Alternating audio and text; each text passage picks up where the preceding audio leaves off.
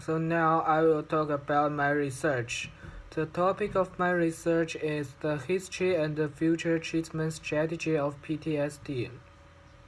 The thesis statement of my research is the reason why PTSD didn't happen in early war is because people didn't know it at that time, and the treatment of PTSD should focus on non-combat related factors because soldiers cannot avoid combat related factors, and non-combat related factors are also important.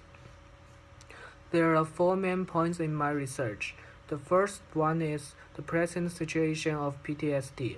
The second one is the PTSD didn't appear in early war because people didn't know it. The third one is soldiers cannot avoid combat related factors. The fourth one is non-combat related factors are also important. In the first part, which is the present situation of PTSD, I will say the rates of PTSD in the recent war and the tendency of PTSD in the future. In the second part, which is PTSD is exist in early war but didn't recognized by people, I will discuss the difference between early war and the modern war, and also the difference between early science and modern science about the PTSD. In the first one, which is the difference between early war and modern war, I will discuss the difference in mission types, the difference in soldier situation, and also the difference in rates of injury and deaths. In the difference of soldier situation, I will talk about the social experience of those soldiers and the gender of soldiers.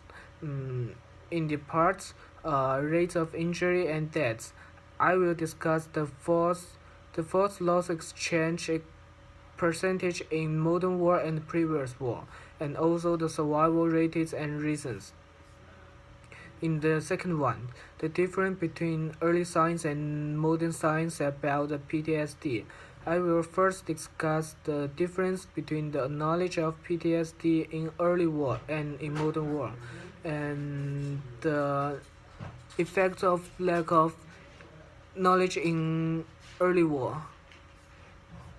In the third part, I will discuss the treatment of PTSD should focus on non-combat related factors.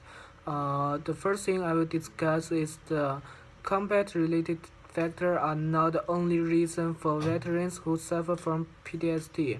And the second one I will discuss is the non-combat related factors are also important. In the first one, the combat-related factors are not the only reason for veterans who suffer from PTSD.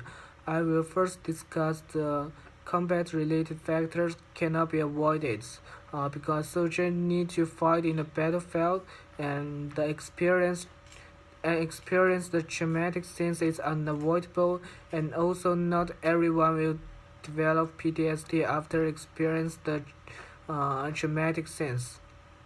In the second part, which is the non-combat related factors are also important. I will give a list of those important factors, such as the baseline of PTSD symptom, the childhood family environment, the previous life stress, the military preparation, and also the concern about life. Also, in the second part, the post-deployment factors, I will discuss the social support and the life stressor of those soldiers who suffer from the PTSD. And so I think that's all the thing I need to write in my research essay.